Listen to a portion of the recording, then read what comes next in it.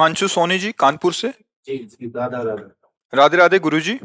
गुरुजी, मेरा सवाल आपसे ये था कि मैं पहले मांस मदिरा आदि का सेवन करता था एवं व्यभिचार भी करता था, परंतु जब से मैंने आपका सत्संग सुनना चालू किया तब से सभी गलत कार्य एवं कुमार्ग बंद हो गए हैं। मगर जब से श्री राधा नाम का जप करता हूँ तब मेरा मन में बहुत गंदे ख्याल भी आ रहे हैं। पूरी कोशिश करता हूँ फिर भी मन इधर उधर। सत्संग सुना होगा, आज के ही सत्संग में हम कह रहे थे समुद्र मंथन हुआ तो सबसे पहले क्या निकला?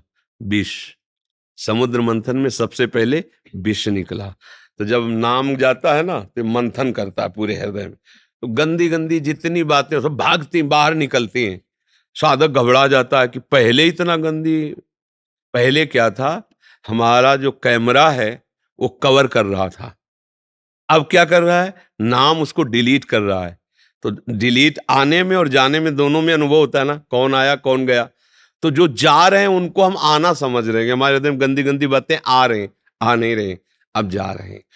अब लो नशानी अब ना नशे हो। यदि गंदी बातें खान पान की करते रहोगे तो बुद्धि भ्रष्ट रहेगी, भजन में मन नहीं लगेगा, फिर आपको लगेगा ये सब गप है और फिर संसार में रत हो जाओगे। अगर बुद्धि पवित्र रखोगे, खान पान सही रखोगे तो ये मार्ग आपको आनंद देता आगे बढ़ाता चला जाएगा। और इसी जन्म में अगर कहीं भगवान के चरणों का ध्यान नित्य होने लगे, उनमें आंसू आने लगे, भगवान की कथा अच्छी लगे, तो जान लो अब हमारा उद्धार हो गया। ये लक्षण है।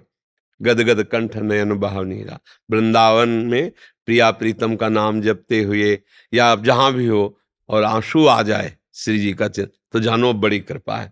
संसार के दुख में तो सब रोते हैं, प्रिया जी के लिए कौन रोता है? कृष्णचंद्र जी के लिए कोई बिरला ही उनके लिए अश्रुप्रा। ये बड़ी भेंट है, इस भेंट को लोग सहज में फेंक देते हैं संसारियों के सामने।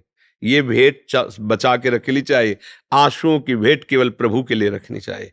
चाहे जितना कष्ट हो, रोना नहीं चाहिए, लेकिन रोना केवल प्रभु के लिए हो तो रोने से प्रभु मिल जाएंगे।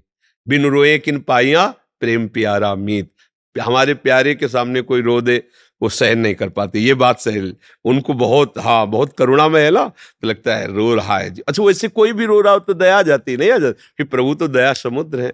इसलिए सावधानी पूर्वक भजन करो। मन में जो गंदी बातें आ रही वो आ नहीं रही, भजन से वो जा रहे हैं। रश्मि जी, दिल्ली से।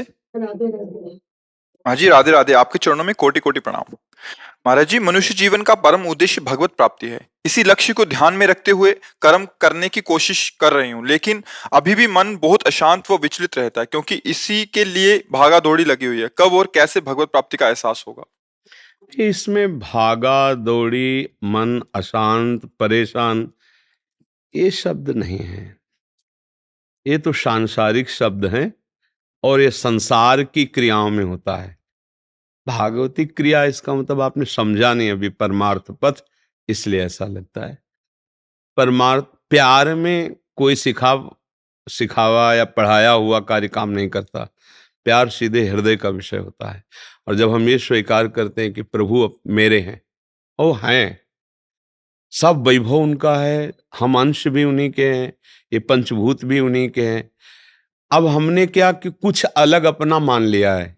हमारी जो परेशानी, अशांति, दुख का कारण है, मूल कारण समझो प्रभु से हटके कुछ अपना मान लेना। जैसे संपत्ति अपनी, घर अपना, पुत्र अपना, व्यवहार अपना, पद अपना, शरीर अपना। अब ये शब्द लागू हो गए। परेशानी, अशांति, बहुत करने पर भी असफलता, निराशा, ये सब लग गए, क्योंकि ये यही हैं। अगर आपने प्रभु से अपना कुछ नहीं माना और अपने आप को भी प्रभु के हवाले कर दिया है, तनुवांग मनोभीर अमलहि सोहम तवै वाश्रिता, शरीर से, मन से, वाणी से, हे प्रभु मैं आपके आश्रित हूं, तो ये शब्द खत्म हो जाएगा। परेशानी, हैरान हूं, बहुत विषाद युक्त हूं, बहुत समस्या में फंसा हूं, ये शब्द नहीं होंगे। प्रभु की प्राप्ति के लिए परेशानी की जरूरत नहीं है। परेशानी संसार की प्राप्ति, क्योंकि कभी ना मिला आज तक कि ना किसी को मिलेगा। संसार किसी के हाथ में नहीं लगा, किसी के हाथ में नहीं लगा। बड़े बड़े चक्रवर्ती, सम्राट, महारथी हो गए, गए तब सब छोड़ के गए, कुछ हाथ ले लगा। हाँ, परमार्थ हमारा वास्तविक धन है, अर्थात भगवत भजन करना, भगवत आश्रित रहना।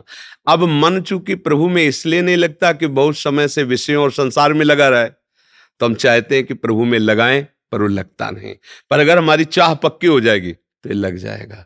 करत करत अभ्यास के जड़ मत होत सुजान, रस्सी जावत आवत जात ही सिल पर होत निशान। तो हमारे मन में राधा नाम अंकित हो जाएगा, कृष्ण नाम अंकित हो जाएगा। पर हम बार बार अभ्यास करें, ये परेशान होकर के नहीं, उतावले होकर के नहीं, आनंद। हम जानते हो जल्दीबाजी क्यों करते हैं? बस भगवान प्रसन्न हो जाओ, सारे काम बन जाओ, सारी समस्या मिट जाए, इसलिए जल्दी हम चाहे। हमें जल्दी की जरूरत नहीं है। हमें जरूरत है एक एक श्वास प्रभु की सेवा और सुमिरन में। बस एक एक श्वास अगर आप प्रभु की सेवा और सुमिरन में लगा दिए तो जीते जी भगवत प्राप्त हो, जीते जी खुद आपको अनुभव में आएगा। हमारे प्रभु हृदय आराध्य हैं, वो यहीं बैठे, कहीं दूर नहीं जाना है, बस उनको पुकारना है। और प्रभु से कुछ भी अलग रखोगे तो फिर बात नहीं बनेगी, कुछ भी अलग। इसलिए भक्तों का जीवन देखो, नाथ सकल संपदा तुम्हारी, मैं सेवक समेत सतनारी, कुछ भी अलग नहीं, सब गिरिराज जी का, सब श्री कृष्ण चंद्र जी का, सब प्रिया जी का। अब समस्या किस बात की है? समस्या तब होती जब हम मालिक बनना चाहते हैं। जहां हम मालिक बने शरीर के, पति पुत्र परिवार, अब वहां समस्या तुम्हें झेलनी पड़ेगी। मालिक यदि प्रभु को बना दो और आप उनके सेवक बन जाओ तो समस्या है ही नहीं। क्योंकि ये फिर ज्ञान दे देते हैं कि जितने कार्य के लिए, जितने समय के लिए जो आया उतने ही समय तक टिकेगा, इसके बाद चला जाएगा। चाहे वो वस्तु हो, चाहे पद हो, चाहे व्यक्ति हो, चाहे स्थान हो, जितने काल तक के लिए तुम्हारी सेवा है उतने काल तक, इसके बाद हटा दिए जाओगे, फिर परेशानी क्या? जैसे सरकारी आदमी हर समय तैयार रहता है, बंगले पे रहता है, गाड़ी, हर व्यवस्था सरकारी हुई, पर वो जानता है सरकारी व्यवस्था कभी भी हमें ट्रांसफर हो सकता है, कभी भी छिन सकता है। बिल्कुल ऐसे तैयार रहो, ये गाड़ी कभी भी छिन सकती है, कभी भी ट्रांसफर हो सकता है, किसी भी योनि में भेज सकते हैं। इसलिए उनको ऐसे मना लो कि ट्रांसफर अब सीधे उन्हीं के पास हो, अब किसी और योनियों में न जाना पड़े संसार चक्र में। और जब आप ये लक्ष्य करोगे तो मन लगने लगेगा। जैसे हम मन में ये बैठा लिए कि रुपया सुख का हेतु है, अब हम कुछ भी करेंगे तो हमारी नजर रुपये पे रहेगी। कुछ भी, इसमें कितना लाभ होगा, इसमें कितना रुपया मिलेगा, कुछ भी, क्योंकि हमारा लक्ष्य रुपया बन गया। ऐसे अगर हमारा लक्ष्य बन जाए भगवत प्राप्ति, तो हर क्रिया में प्रश्न होगा, इससे भगवत प्राप्ति में सहयोग मिलेगा, इससे कितना सहयोग मिलेगा, इससे कितना विघ्न पड़ेगा, इसमें कितना भगवत प्राप्ति से हम नीचे गिर सकते हैं, वो विचार केवल भगवत प्राप्ति का चलेगा। ऐसे ही हमको सावधान होकर मन को भगवत प्राप्ति का लक्ष्य बना के लगाना है। ये धीरे धीरे लग जाएगा। अगर लगता नहीं ना तो हम ये भी कह देते कि प्रयास करने पर नहीं लगता।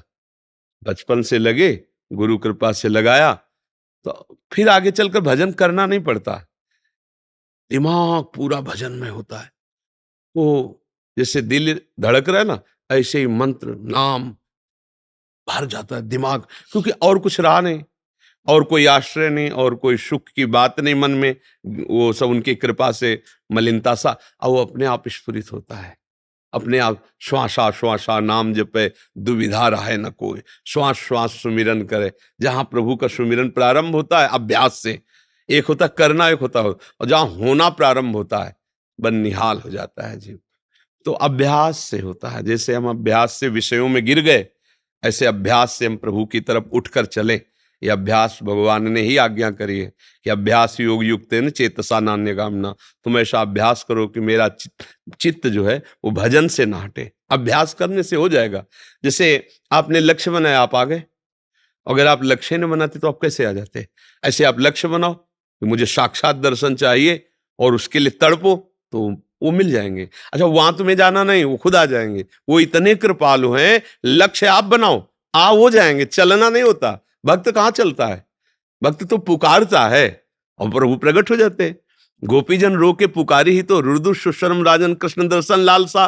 तो कहीं जाना थोड़ी पड़ा। तासा महावीर, उसी समय उन्हीं के बीच में तासा महावीर, भूत छौरी, इसमें मान मुखाम्बुजा, पीताम्बर धरा सर्वी, साक्षात मनमथ मनमता, कोटि मनमथ हारी, भगवान उन्हीं के बीच में प्रकट हो गए।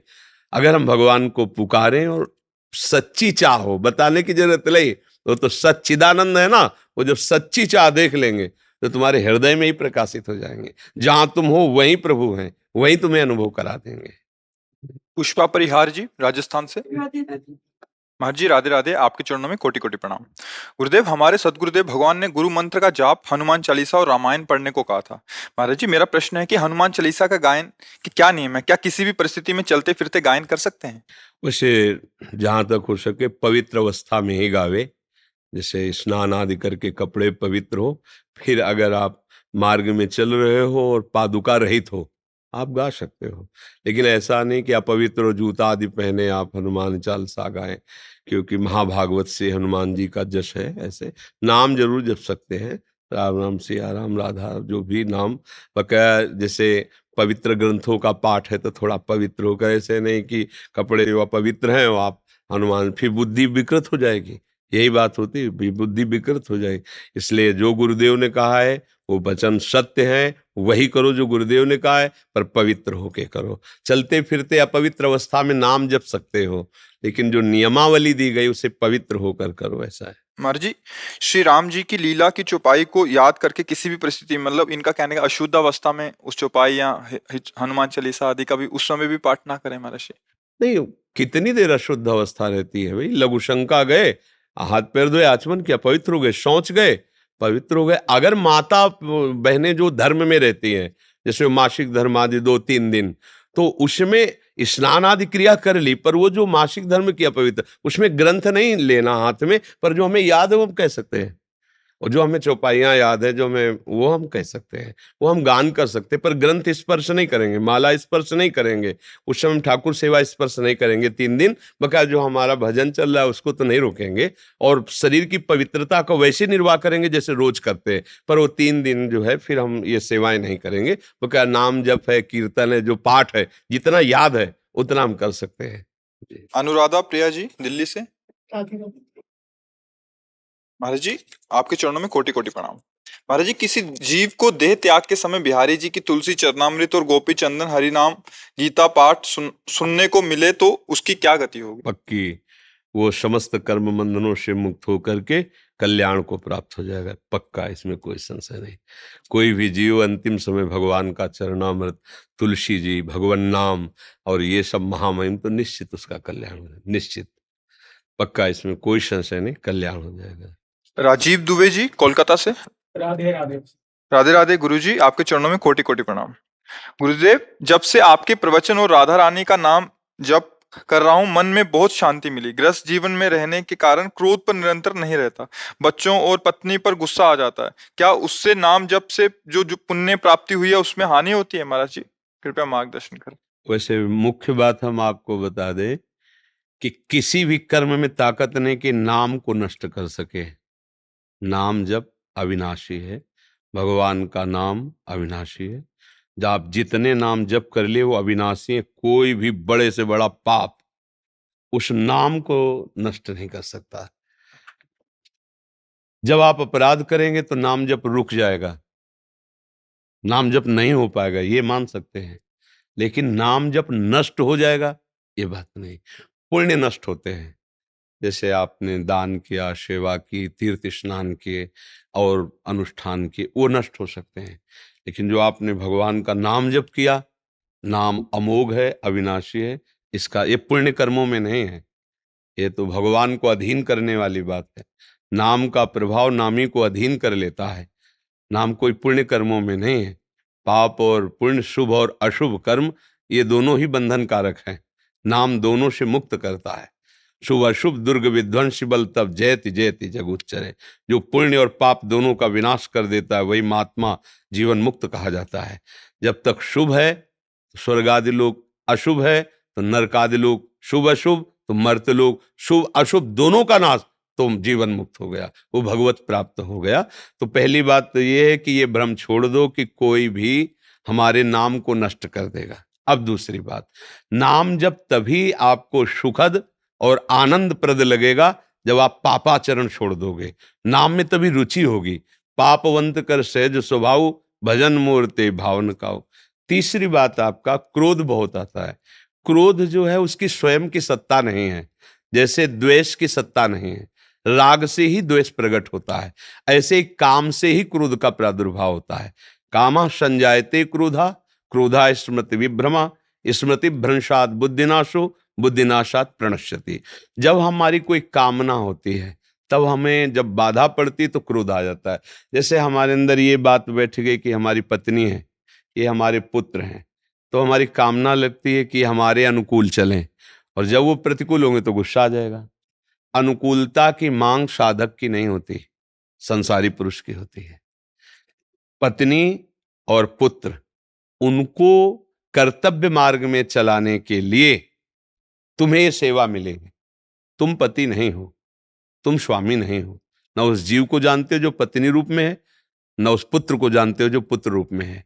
केवल शरीर संबंध को मान करके आपने अपने को स्वामी मान लिया है, इसलिए परेशान हो रहे हो। स्वामी मानो प्रभु को और आप मानो सेवक। तो अब आपका कर्तव्य क्या है पत्नी के प्रति, पुत्र के प्रति आपका क्या कर्तव्य है, उसका निर्वाह करो, कभी गुस्सा नहीं आएगा। हम उल्टा सोचते हैं, पत्नी का कर्तव्य क्या है पति के प्रति, पुत्र का कर्तव्य क्या है पिता के प्रति, और वो पालन नहीं करता, इसलिए मुझे गुस्सा आ गया।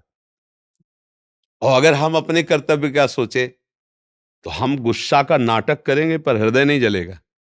गुस्सा का नाटक, देखो तुम अगर ऐसी गलती की ना तो थप्पड़ मारेंगे तुम्हें, ऐसा वैसा, अब होश में रहना।